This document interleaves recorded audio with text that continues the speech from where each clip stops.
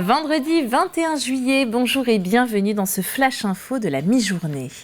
3 bus stationnés au garage Rondeau-Vaquier dans la zone de Beaupuy 3 à Mouilleron-le-Captif ont été entièrement brûlés ce matin. Les secours ont été appelés à 6h30. Une vingtaine de sapeurs-pompiers est intervenue. Les bus appartenaient à la société Sauvetour. Ils étaient en attente d'installation de valideurs de tickets. Une enquête est ouverte pour déterminer l'origine du sinistre. Et puis un autre incendie a ravagé une boulangerie de l'Île-Dieu cette nuit. La boulangerie-pâtisserie Mounier, située rue de la Plage. Le feu a nécessité l'intervention de 17 sapeurs-pompiers de Lille et l'évacuation de 13 personnes. L'origine du sinistre serait, selon les premiers éléments recueillis, accidentelle, mais une enquête doit le confirmer. Proposer un festival de musique sans mettre de côté sa conscience écologique. Un défi relevé par le festival de Poupée qui s'achèvera ce soir avec son événement Poupée des rails.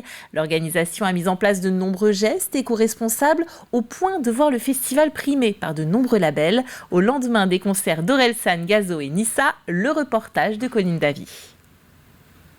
Éco-cup, toilettes sèches et réutilisation des urines, mais aussi brigade verte, approvisionnement local ou réduction des plastiques. Autant d'initiatives mises en place au Festival de Poupée pour avoir une démarche éco-responsable. C'est important pour l'équipe parce que déjà on joue en fait dans un lieu qui est privilégié, notre théâtre, voilà, il est en plein milieu de la nature.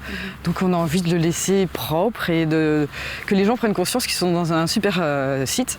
Et donc voilà, c'est important pour nous que notre démarche prenne en compte aussi tout l'environnement qu'il y a autour du festival. Exemple en cuisine où tout est pensé de manière à réduire ses déchets, à commencer par la friteuse. Donc voici l'huile qui a été utilisée hier soir et qui va être jetée, et mise dans des grandes cuves pour partir en méthanisation ensuite. L'huile, il faut forcément la trier, ça ne se jette pas n'importe où. Donc non, ça ne demande vraiment pas d'effort en plus. Voilà, c'est juste avoir le bon contact pour que ça parte en méthanisation. Des zones de tri sont également organisées pendant les soirées pour faciliter l'usage. Derrière, j'avais installé dans le fond une zone avec les 3 tris, déchets noirs, jaunes, biodéchets.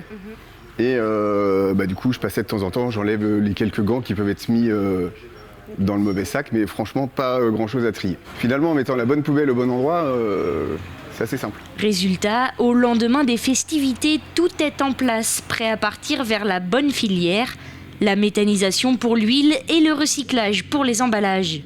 En 2018, Poupée réalise un audit et au fil des ans, la commission se structure. L'idée séduit maintenant jusqu'aux artistes. Ça nous a permis de faire un constat des choses qu'on faisait bien et des choses qu'on avait à améliorer. Et donc on a mis en place suite à ça une vraie commission développement durable et qui travaille toute l'année pour essayer de trouver des solutions et améliorer toutes nos pratiques. On sent que les gens sont de plus en plus sensibles. Côté artistes, c'est pareil, il y en a de moins en moins qui demandent des bouteilles plastiques, qui viennent de plus en plus avec leurs propres gourdes.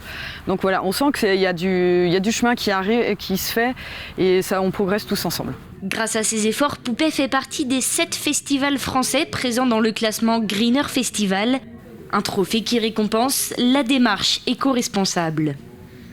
On passe au sport et cette nouvelle arrivée en National 2 de la Roche-Vendée Football Club qui rejoindra les Herbiers cette saison.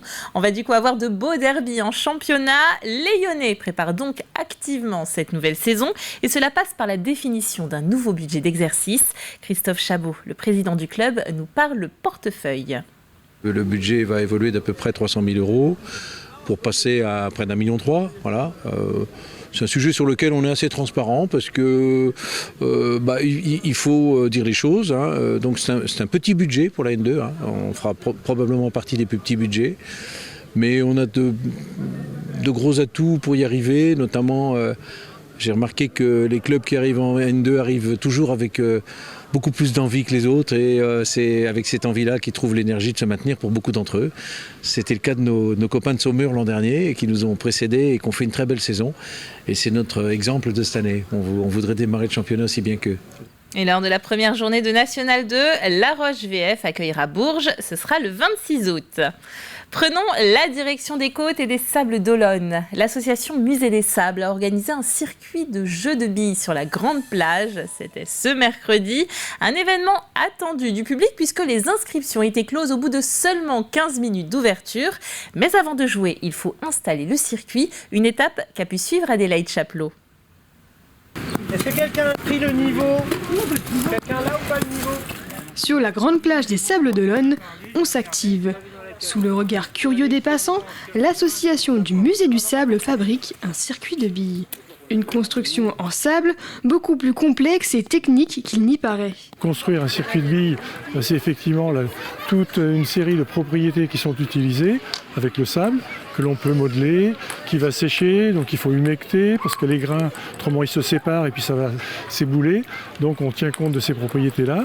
Et puis il faut le tasser, comme ça il y a moins d'espace entre les grains, donc ils sont mieux colmatés entre eux par l'humidité. La structure en sable établie, il reste à la décorer selon le plan et à lui ajouter quelques difficultés. Les panneaux à mettre au bon endroit, les petits personnages dans la piscine, remplir d'eau le bac, l'incruster dans le décor là-bas. Et puis ça va déjà pas être mal. Un décor et des embûches qui font référence au patrimoine de la ville. Là, vas-y voir si on met le priori comme ça. Si on le met dessus, voir. L'idée, c'était de faire un circuit qui parle de localement et qui dise quelque chose à la fois aux personnes qui sont résidents et à celles qui sont venues en vacances. C'est-à-dire que de mettre des points clés de la ville des Sables d'Olonne. La construction achevée, le moment du test arrive. Tu as l'honneur de tester pour la première fois le circuit. Tiens, allez, vas-y. Vas-y, tu démarres ici, là. Voilà. Allez, vas-y, on te laisse faire. Les bénévoles ne sont pas en reste et se dévouent eux aussi pour tester le circuit. Un moment de détente qui est le bienvenu avant l'arrivée des premiers participants. Merci tout le monde. Et un mot du Tour de France qui s'achève dimanche. La 19e étape entre Moirans en montagne et Poligny s'élancera aujourd'hui à 13h15. Une étape favorable aux baroudeurs et donc qui pourrait convenir à Mathieu Burgodeau. Le Noirmoutrin du Team Total Energy est le mieux placé de son équipe avec une arrivée 2e de l'étape jeudi et 3e au sommet de Saint-Gervais-Mont-Blanc dimanche. Il se situe actuellement 29e au classement général et par équipe, la Team Total Energy est placée à la 18e position. On jette un œil à la météo en Vendée avant de se quitter et les éclaircies domineront en bord de mer. Dans les terres, on notera quelques petits cumulus qui bourgeonneront avant de se décaler vers l'est. Un léger vent de nord à nord-ouest forcira jusqu'à 40 km/h. Les températures sont un petit peu fraîches en bord de mer, une vingtaine de degrés. Et puis bien sûr, un petit peu plus chaud dans les terres, nous monterons jusqu'à 25. C'est la fin de ce flash. Merci d'avoir été avec nous et à ce soir 18h pour une édition complète. Bel après-midi.